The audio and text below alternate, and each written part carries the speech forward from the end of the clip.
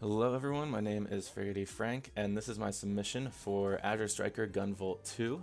I'll be running the Copen any percent category. The reason that you hear my voice really loud over what sounds like a dub of my voice earlier, actually let me change the volume on that, is because I tried doing a live commentary thing for the first part of the run, and apparently the game volume is way too loud and overwhelmed my voice. So, now you're listening to me overdubbing it.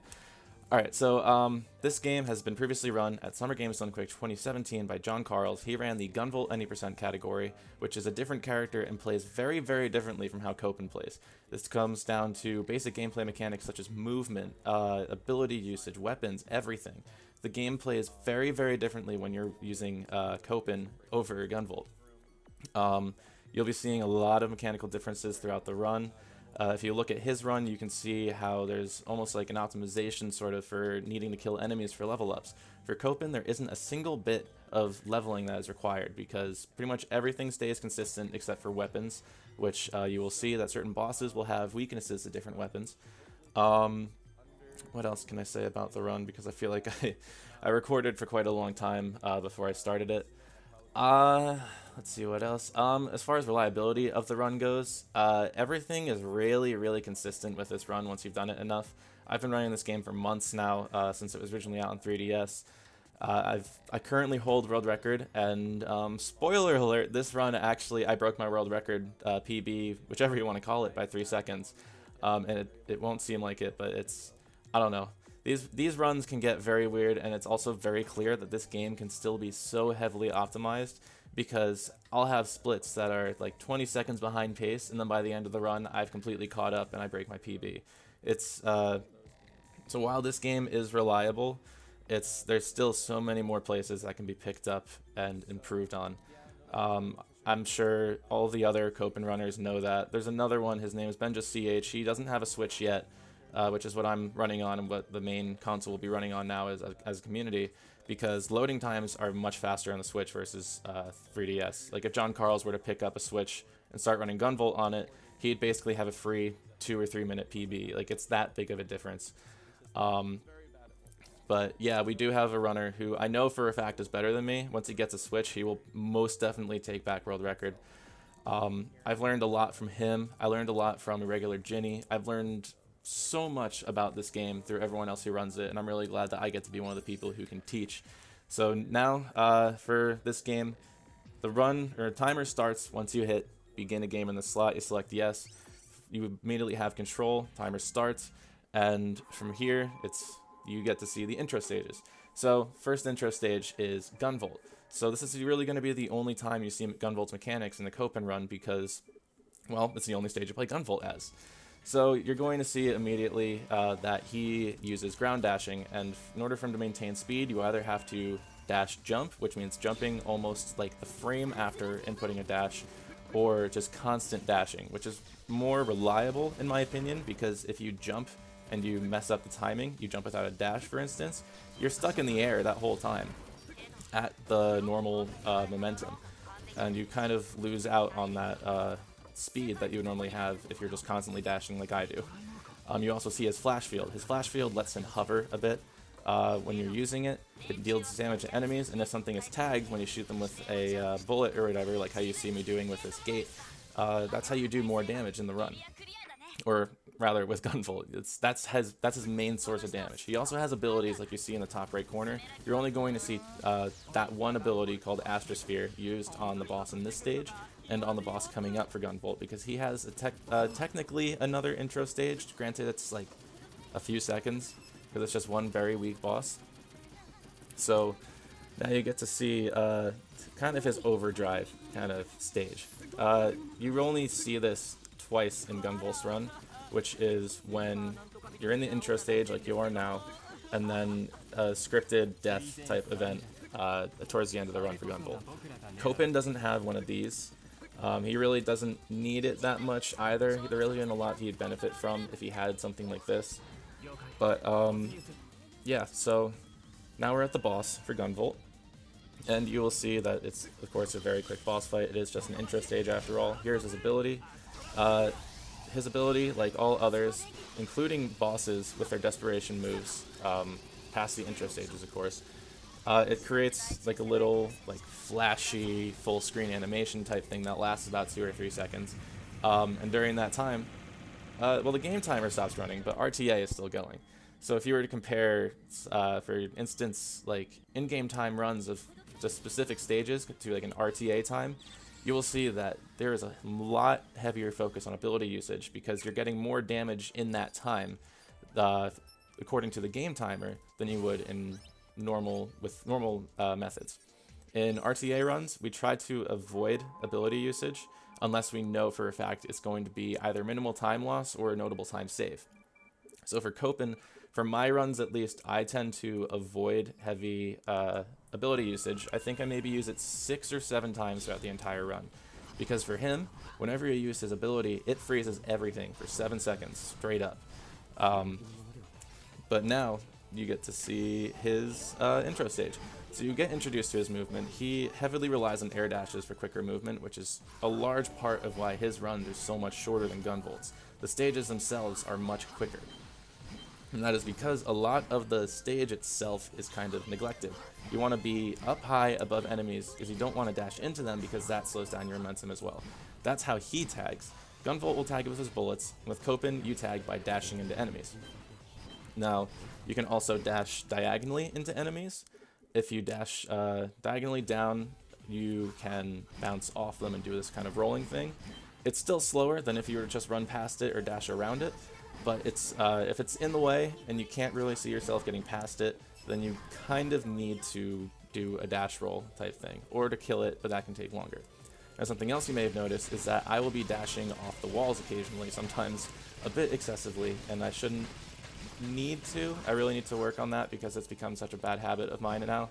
But the reason that I do it is whenever you make contact with an enemy or a surface when you dash, you actually regain a bullet. Now, a bullet, as you can see, are in the bottom left of your screen, and each one of those represents a charge, so to say. They regenerate automatically, about 1 every 10 seconds, but they are used to both air dash and to use Pervasion. Now, Pervasion is a mechanic present in both Gunvolt 1 and Gunvolt 2, where if you get hit with any attacks for the most part, you will dodge it automatically. And you won't take any damage, but you will lose like a strike on your kudos counter, but that doesn't matter for RTA runs, or speed runs at all, really, that are in the any percent category, so we don't have to worry about it. So, as you saw, that was Copen's intro stage, and you could see how different it was from Gunvolt's. It doesn't show so much of the speed difference, because that was only about 15 seconds between his run and Gunvolt's, but you will in later stages. If you're to compare Gunvolt run, a lot of his stages end up in the high 3-minute ranges, whereas Copen ends up in the high 2-minute ranges. Maybe even lower 2-minute ranges. Like, there's a lot of stages that can be done very quickly. And now this is the second intro, quote-unquote, stage. This is just a very, very short boss fight. We usually actually try to go for under 5 seconds for this fight in the in-game timer that you see at the end of the results screen. I think I got about just above 5 for this. Yeah, 5:46. Anything below 6 seconds is to be expected. Anything above 7 seconds is considered bad. And I know it's like such a small difference that you kind of like judge on, but it's something that should be done quick. It's kind of just like in the community now. It's like, yeah, just do the stage quick. It should. We always want to go for under 5 seconds, even though it can be kind of tough with RNG. But alright, so now here we are on Copen's first stage that we do. Now you can technically do these stages out of, or in any order rather, but we choose to do this stage first because we get probably the most useful EX weapon available to us from it. So this stage has a lot of vertical movement in it, compared to a lot of the other stages, where you'll see mostly horizontal movement. Now this stage is pretty interesting for Copen, because you really do have to figure out the best way up. Copen is very fast back and forth, however his upward speed is kind of debatable, so you really have to manage it. Now you will see me using a mix of diagonal dashes in the air to get speed or whatever, or just to get height. Some cases it'll be better. However, in tighter corridors, you're spending more time kind of stuck to the wall than actually jumping. So when you're in a big open area like you had just seen, it's much better to try to do your diagonal dashes. However, when you're in a very tight corridor, it's much better to wall climb. Now, if I need bullets, I'll try to use the diagonal dashes. However, sometimes I still just do it because I am actually more comfortable with it, especially in this section, considering there's wind. So if you try to do a wall jump climb or whichever on the left side of any wall, it's going to be a bit difficult because of the wind, and it slows you down. Air dashes are just more reliable in general. And now you'll also see that my bullet management wasn't that great. My movement was a little sloppy in this stage, but it still worked out pretty well. I try to get a lot of diagonal dashes. I try to just maintain bullets so I can get through the stage as quickly as possible. I am a little... I was very sloppy in the beginning of this run, without a doubt, because I decided to record this, I don't know, like 20 minutes after waking up. Don't know why that was my decision, but I guess it's just because I'm very busy today, and I just want to get this submitted because I just received my capture card. But so I digress. This is like the first little like mob series, mob rush type thing where you have to kill a bunch of mobs so you can progress. Usually they'll be accompanied with a siren located somewhere in the room that you can destroy, and it will instantly end the mob rush. However, in this stage, you are stuck just killing everything. And now we approach the first boss, Desna. Now with her, basically we just focus on getting her down as quickly as possible, as you would most other bosses. I know it sounds silly to say. So since this is the first stage, we don't have anything that she's weak to. And the only boss that has a weakness to the default EX weapon is much later in the game, and you can't access him yet. So we just do what we can with this boss, get as much damage in as we can. She has a slight invulnerability thing. It lasts about 2 or 3 seconds, just like that. And then once it's done, you're good. Now here is where I do the first instance of his special, and like you see, it takes a very long time. And now you get to see the next special, which is Desna's Desperation move. Now there really isn't a way to fully skip it. Even later in the game, you really can't, so we just deal with it. We try to do the damage that we can. You also get to see, I don't know if you've noticed, so if you look at the boss health on the lower right, you would see that she actually has heightened defense during this. So that's the reason that we end up using Strike Saw or Dreadstorm, depending on the language that you're using, because we just want to get as much damage dealt before that defense raise. And you'll see that a lot for... Or I shouldn't say a lot, but you'll see it frequently with some other bosses, because until you have like an EX weapon that affects them, it may be a little difficult to try to get past that Desperation move. Now a lot of bosses you still will skip some of their Desperation moves. That one, unfortunately, we can't do anything about. So now we go on to the second stage, Prism Highway. Now on this stage you will start seeing what we call Twin Tail cancels. Now Twin Tail Bunkers is the EX weapon we just got from Desna. And when this weapon is used, you can aim it, so either you'll have these 2 drills going out to the side, or you'll have them going down, which will actually boost you up. Now when you do this, it cancels the reload animation, but you'll still get that reload in, which is, you know, the point of a Twin Tail cancel.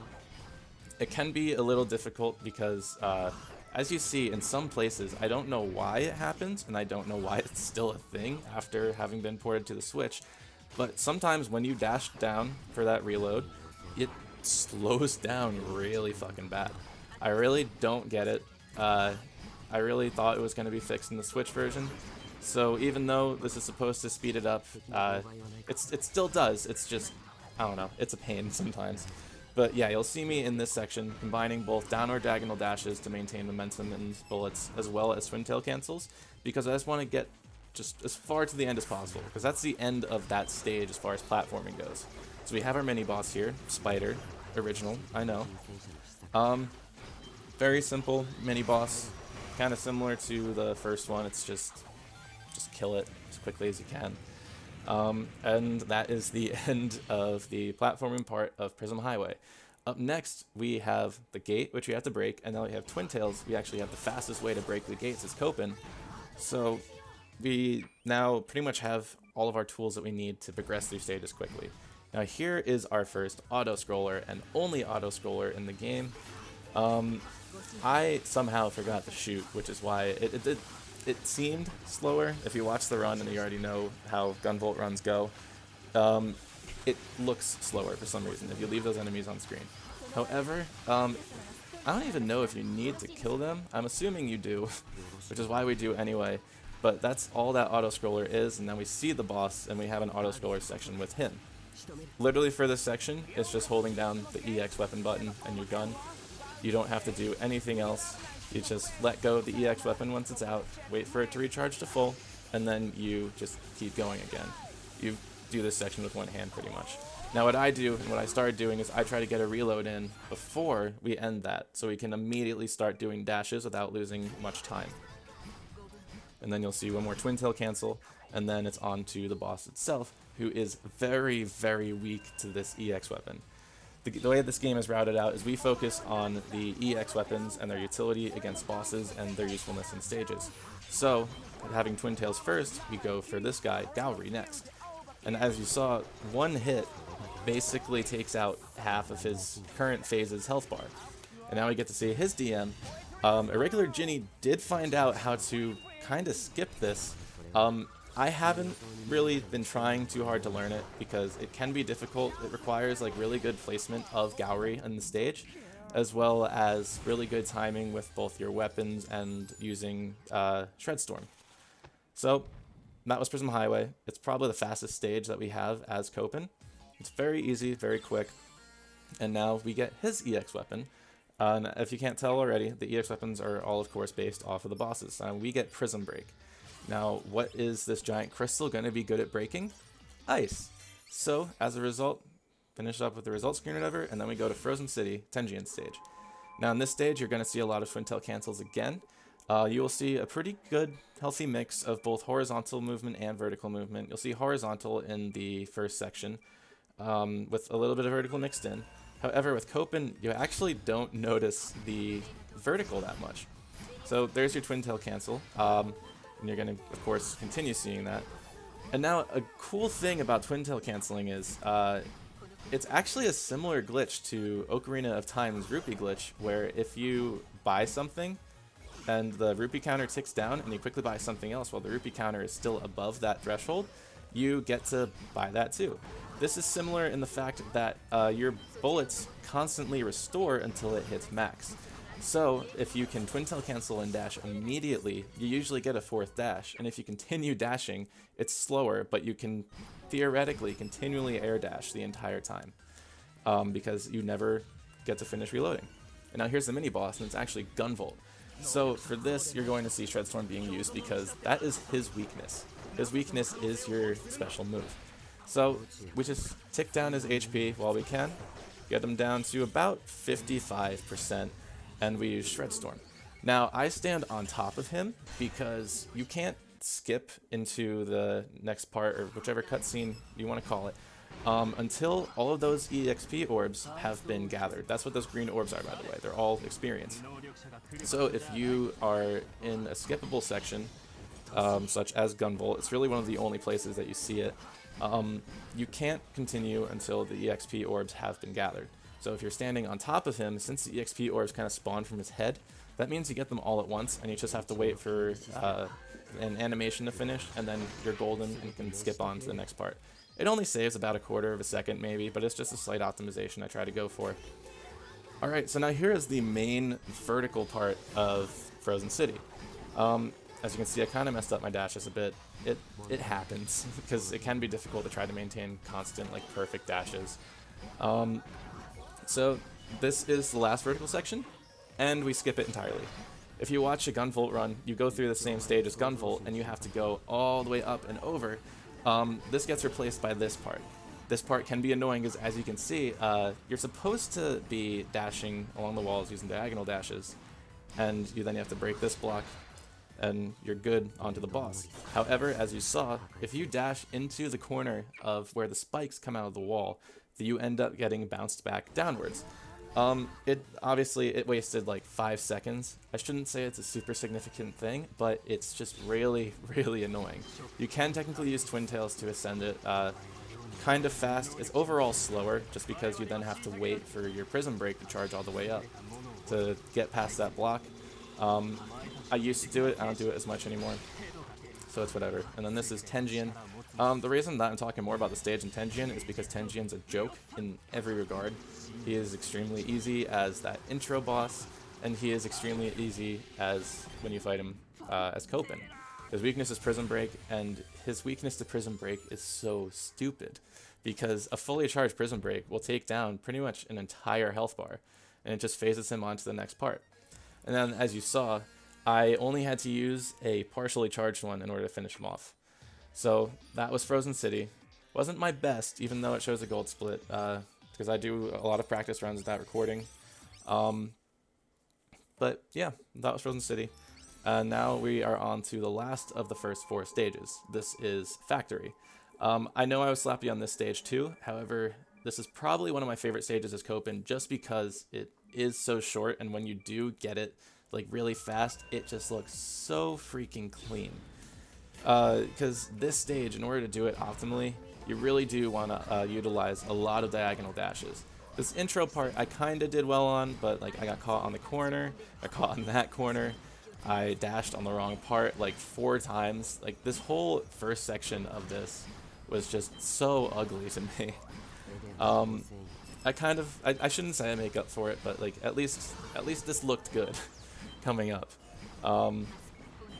So yeah, as you can see there, what I had to do is I had to do a diagonal ceiling dash, and in that case too, because I couldn't dash past or above that enemy.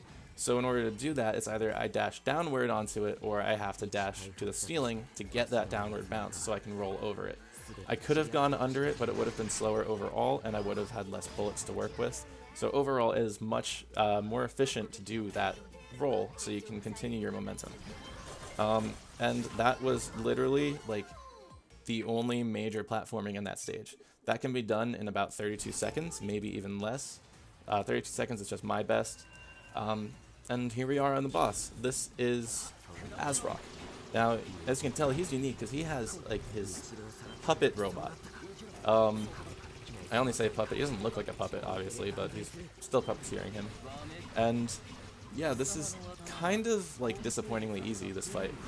Now, it's really just managing your bullets, managing your damage output, and you're going to see here, I just wail on him as I can with the Avalanche Blade EX weapon that we just got from Tenjian, and then I use my special. This lets me completely ignore his DM. I don't even see the like animation for it. It's just nothing to worry about, nothing to deal with. However, usually the stage ends with the boss, and he wasn't exactly a mini-boss. So we now go on, and instead of Puppeteer Azrock, we get Gundam Azrock. And this is considered probably the most annoying fight in the game, because this is where RNG can really kind of screw you up. When that arm goes up, that means he's going to be using attacks with that arm. That arm is off screen, and the phase, once you deal enough damage to him, can't continue until the arm is back, just like that. And that alone takes about 5 to 7 seconds. Also, as you're seeing now, he has an attack that he raises all the way up and uses this laser thing, and you can't hit him. So a lot of like time lost on this stage is typically heavily contributed to this fight. You can use your strike saw or whichever. I always confuse them, but Copen's ability. You can always use it to kind of like try to ensure that he doesn't get to do as many of these attacks, but it's really only worth using, in my opinion, at least when you know you can phase him and like right before he's about to do some dumb time-wasting attack. Overall, the fight isn't that bad. It's kind of just a plus or minus like 10 seconds type of thing with it. It's not super significant to the rest of the run, but this is where you will see like the biggest like BS time losses, if that makes sense, just because it is RNG that does it. But yeah, as you're seeing, all the times I'm getting, they're still good, respectable times. It's everything that I aim under when I'm doing at least a practice run. But yeah, as you can also see, my splits are still very strange. It's either I do like pretty bad on them, and like I miss it by quite a few seconds, or I get a gold split. I don't know how it happens, it just does. I don't worry about it anymore. But yeah, so after those 4 stages, now you get to that middle like boss encounter, as you would see in pretty much every other Mega Man Zero game, or ZX. So this is Gibril. She is one of the more annoying bosses, even though it's not a super long fight, because she has incredibly high defense, both in her first phase, and then even more incredibly high defense in her third phase. Her second phase is where most of like the quick damage will be done, as you will see. And as a result, since she has her lowest defense rating in the second phase, we're going to need to use Strike Saw again. So what we do is we try to chip her down as low as we can without actually phasing her, and then we use Shred Storm. This allows us to get the biggest amount of damage done into that phase as we can, because any single hit can still go over that threshold where the phase occurs. So now, as you can see, she goes into her DM, and you can immediately see on that health bar how little damage you actually deal to her. So the whole deal with this part is you're not able to deal a lot of damage to her, but every time she uses her attacks and those swords come out, she gets damage dealt to her by like a quite significant amount. So we just try to deal whatever chip damage we can in order to make sure the fight is as short as possible. Typically we go under a minute, and that's kind of an average good time to get. This fight it's easy and it's like the whole stage, so it's not that much of a time sink. It's just something that you really just have to be good at keeping yourself locked on to the boss and not allowing any like real slip-ups. So yeah, overall, pretty easy, short boss fight. Her EX weapon we don't see until the final boss. And as you can already tell, I'm sure there's really not a lot of use for most of the other EX weapons. You'll see Stellar Spark and Twin Tail the most in the next upcoming stages, because the next stages have both a lot of platforming with pits too, finally in this game, aside from the intro stage. And you also see mob rooms. For the most part, mob rooms with Copen, if you don't have a Siren, you want to use Stellar Spark, which is his main EX weapon. And that is because it deals a really good amount of damage, and it hits an entire horizontal area on the screen, which is extremely useful when, you know, all the enemies are on the ground, or if they're lined up appropriately in the air. And you get to see you just stand in the corner, kind of, and just let Stellar Spark hit everything, and then you are good to go. That was the first mob room, and you get to see more like standard platforming. It's a pretty good mix of horizontal and vertical movement. For the most part, the most notable movement that you skip, I suppose, is vertical. And that is because of Twin Tail bunkers and the ability to be diagonal dashing off of everything. Obviously, that wasn't a great example right there, but you will be seeing how vertical movement with Copen is where you will get the biggest time saves. This is supposed to be a pretty good time save, but as you can tell, I kind of just got frustrated and needed to use the bunker boost all the way up, because you bounce off of everything with Copen. It's kind of similar to Frozen City, where you had those spikes coming out of the wall. If you hit something wrong, then you're going to bounce down and you're going to be losing time and speed. This is the last vertical part of this stage, which if you run it as Gunvolt, you have to go all the way across and around and everything, and it takes a lot more time. With Copen, you just skip all of it between Twin Tail bunkers and diagonal dashes. So just overall, he just decimates any vertical movement that there is in this game. And that's probably the biggest difference in where a lot of the time saves come from, is that save on vertical time. So now you get to see the scary pit section. It's not scary anymore, obviously, after having played the game for so long, but this used to be the bane of so many of my runs, because I just wouldn't have my bullets managed. I didn't know to Twin Tail cancel back then. I would dash down, for whatever reason, into the pit, and yeah, it would just be a mess. And that section, if you do mess it up, has the potential for a 30-second time loss, even with that first checkpoint, because it takes 15 seconds for the stage to load again after you die, and you have all that time spent trying to get back to where you were, where you died. It's usually only about 20 seconds, but it can potentially be 30, which is why that section can be scary to some people, especially new runners. But aside from that, we're now in the last mob room. You got to see that platforming for this stage just does go by really quick as Copen, because he can kind of just ignore everything. He gets to dash over everything as long as you're managing your bullets well. And yeah, so normal platforming on this stage, and now you get to see the boss, Milas. Now he is water-based, since he kind of looks like a fish out of water. So what is water weak to? I hope Pokemon taught you well, because it's electricity. So we're going to be using Stellar Spark. Now, something that you're going to notice is that we don't lock onto him if we can avoid it. And that is because Stellar Spark actually deals more damage out of lock-on than on lock-on. You know, we have to kind of lock on for this part because he is in the air, and it's a little bit unreliable to try to use the non-locked-on Stellar Spark while he's up there. So now, we just use normal one again. And you will see I kind of missed the DM skip. Now, obviously, his animation still goes off anyway. But the goal here is to kill him before he gets off screen that first time. That's what we consider a DM skip, because we don't have to deal with all of this. I got it kind of halfway through the DM. It could have been a lot better, obviously, but it was still pretty good. Usually we would use Shredstorm, but since that takes 7 seconds and we can avoid it now, now that we've discovered that the Stellar Spark can actually really help out here, we didn't lose as much time as it looks. Now, if I had used Shredstorm, obviously that fight would have ended quicker, but overall it would have only been about 2 seconds faster. So yeah, that was my list. We now have his EX weapon, Hydro Zapper, which is kind of similar to Stellar Spark in the fact that it has an extreme horizontal range and it penetrates everything.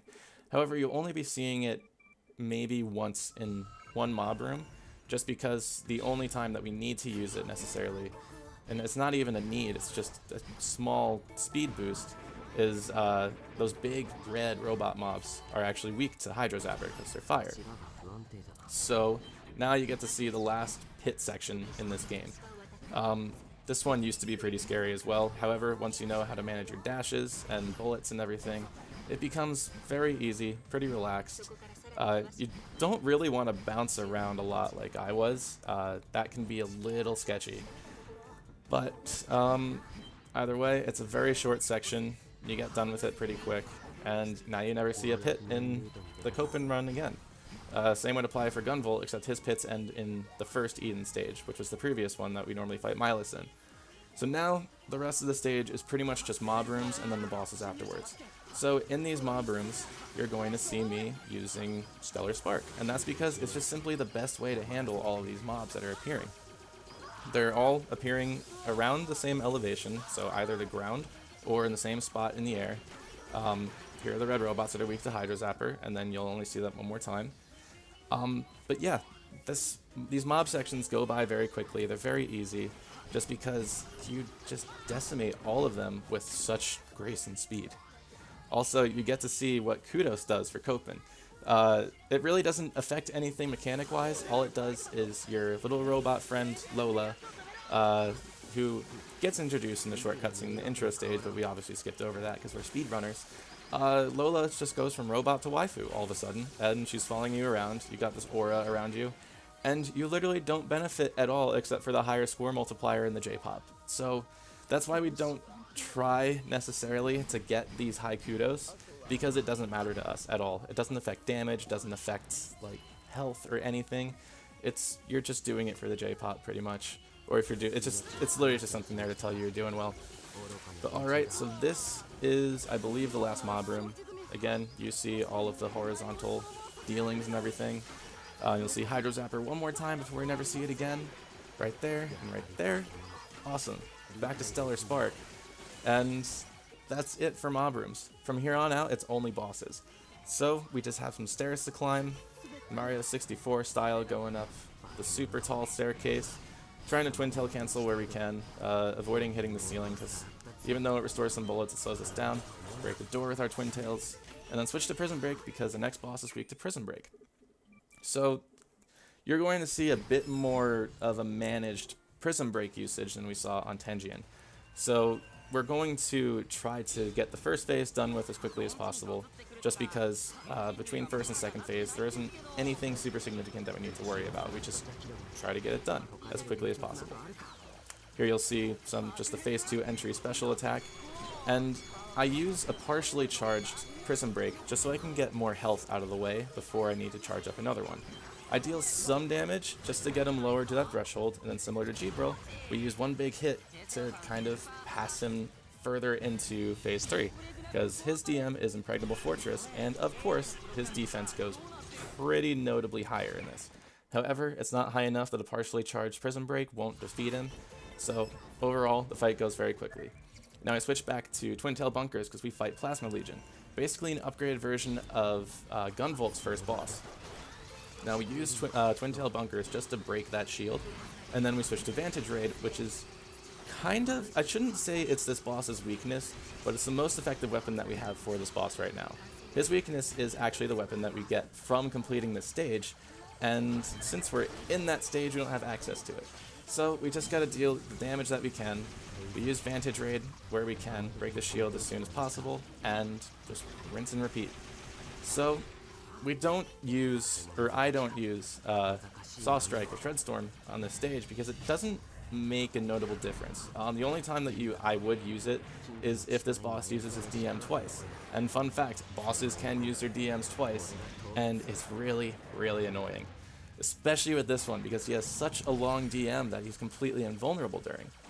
So after the DM, we just break the barrier, we fight him as normal, similar to how we were before, get that Vantage Raid going, and you just need to pray that he does not use his DM again, because he can just do one attack, such as like the rockets or the balls or whatever, the laser, and he can just go straight back into that DM. RNG can royally screw you over in this fight. And now, as I was saying way earlier in the run, notice the splits and see that even though I was behind 15 seconds, I so majorly cut down on my time. I actually screenshotted it because that was breaking my PB on that stage by over 10 seconds. My PB before was a 345, and I just got a 333, which is just absolutely ridiculous. I don't know how I did it. That stage really didn't feel that amazing to me, but that's what this game, it's just how you know this game has so much more optimization to go through. Even though the game's been around for like a year or two, it's a very small community, and there's just still so much more that can be done with this game. I've been working a lot with some of the other runners, trying to figure out where we can save.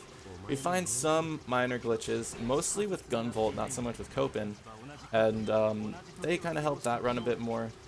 I just try to do what I can with Copen. I try to focus more on movement and boss optimization than necessarily finding glitches and stuff, because with Copen, a lot of the optimization that needs to be done is movement. It's very rare when a boss needs to be optimized with Copen, just because there isn't really a lot left to optimize with Copen, if that makes sense, I guess. But yeah, so this is the boss rush. You just saw Tenjian. Nothing has changed about the bosses. The only thing that you will see different is Desna, because now we have the weapon that she's weak to, which is Vantage Raid. But everything else, aside from that, is pretty much completely the same. You fight Azure completely the same. I do the exact same strategy. Do a full bar worth of Avalanche Blade to knock down most of his HP for phase 1.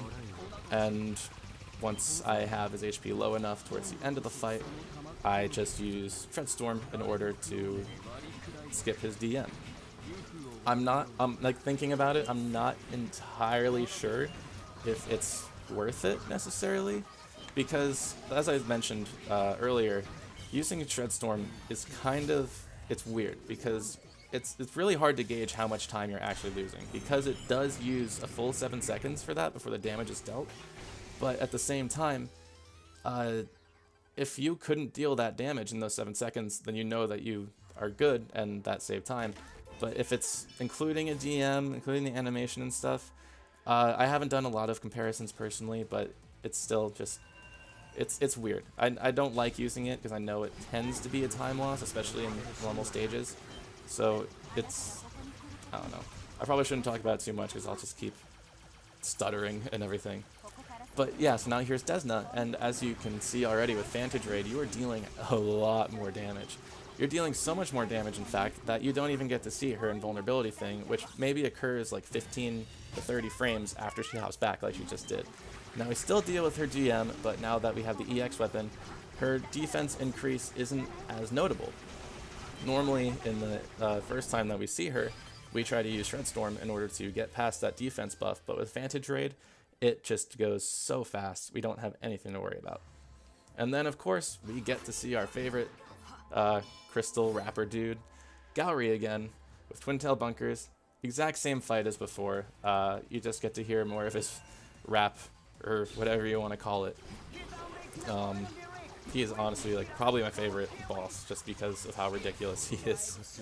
And then also, fun fact, if you play this game with Japanese language settings, his DM, normally it's called Poetry Slam in English, but it's called Prison, which is absolutely ridiculous. I don't know why that's the name, but it is. So it's just a bunch of ridiculousness. So as you can see, a little bit of bad RNG with the jumping and everything, and I kind of messed up because I used Stellar Spark for a second instead of Twin Tails like I'm supposed to be doing, but it's whatever. The fight's still very fast. And now we go on to the final two bosses. Now we get to do Zonda twins, and the male Zonda twin is very uncomfortable looking. It's kind of strange, but luckily I got good RNG on this part. He sits there longer when he's using this attack than if he uses his other one, which will summon a bunch of mirrors on the sides, and we'll have like mirror clones of him come out. Now you'll also notice that I kind of waited before continuing to attack and go into this next phase, because we want females on the twin out. And that's because she has lower defense. So instead of phases having the defense differences in this fight, it's either twin has different defense ratings. So unfortunately, I wasn't able to kill the female Zonda twin fast enough to phase while that weakness was still about. So we have to see the DM. We have to see it anyway, but now I just have to see it a little bit longer. And this one can be pretty confusing. Now here's the thing too, even though it technically like quote unquote reverses your controls, it really just reverses the screen. So up on the D-pad will bring you up, or in this case, down to the ground. It's a little funky, but after you get used to it, it's very easy to manage. It's not nearly as disorienting as you would think it would be. But yeah, that was the Zonda fight. That one tends to be pretty annoying for a lot of us, just because we're still trying to find out a way to like skip as much of that DM as possible, because it really is quite annoying because you can't deal constant damage during it because they're all jumping around the whole time. But now we have the final boss, True Eden Zonda. And you'll see that I'm using G-Bro's weapon, Ferris Fangs. Now, you'll see a lot of runners be using Avalanche Blade. However, in this case, Ferris Fangs deals so much freaking damage. It's kind of tough to aim, because the way that Ferris Fangs will aim is it kind of, like, as you're locked on, this invisible kind of pointer starts to point at wherever you're locked onto. And it's very slow at redirecting. So that's why it's kind of weird to see sometimes, or like weird to use, just because it does take a while. Sometimes it's not always going to shoot where you think it's going to, unless you're very used to it like I am. And it deals just a significant amount of damage to this boss. It's so useful. Nothing much we can do about the DM. We kind of just have to sit through it. I try to dodge it for fun. I don't know, there isn't any real reason to. It's just a little thing, because you can't deal any damage to Zonda while it's happening. It's just all these clones dealing damage to you or trying to hit you, whatever. So it's just, that's pretty much it. We're almost at the end of the game. Timer ends once you deal the finishing blow. As you can see, damage output is incredible with Ferris Fangs, and I got 40 minutes and 30 seconds. That beats the Switch World Record, which is my PB, or was my PB, by 3 seconds. And it still just shows that there is so much that can be done to optimize this game. This run started out feeling so sloppy and horrible, and this just got world record. I don't know how. I don't know if maybe I just like woke up halfway through the run and my reactions were better. But yeah, as you can see, I'm just gonna go through my save file thing, and you can see like I've had one file where the in-game time was 1 second earlier. Excuse me, and that was like my PB that I had done just in a practice run. So yeah, that was Azure Striker Gunvolt 2, Copen any %. I hope you enjoyed watching. Just a few things about the run. I don't know if I had already mentioned it in the beginning, just because it is a live recording and everything.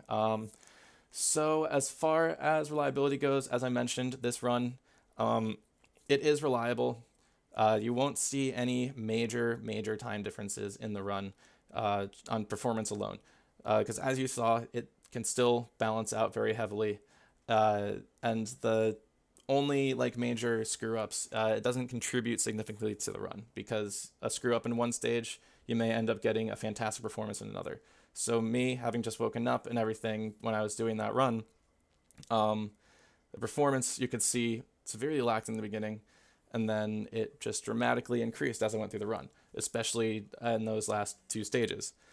Um, as far as major time losses go, really the only significant like quote unquote run killer time loss that you can get is during that boss rush. If you were to not get the checkpoint beforehand and you then die on the third boss that you're fighting in that boss rush, that can lose a pretty significant 2 to 3 minutes, I want to say.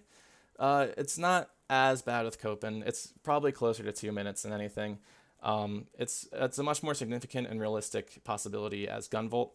But luckily we don't have to worry about that as much with Copen, just because he does have a really good healing special that you hopefully never need to see. Because he doesn't level up very much in the beginning of the run, you kind of get to benefit from the level up full heals and everything that you do in the end of the run during that boss rush. Other stuff. Trying to think. Sorry, I should have had this planned out better, but I really didn't. As far as time estimates go, for me personally, I would include the time estimate if you were to have that major slip up. So for me, I'd be putting an estimate probably at 45 minutes. Racing capabilities. This game is pretty fun to race. However, I don't think everyone who runs Copen in Gunvolt has a Switch yet, because, as I said, this game had been out for nearly a year on 3DS already.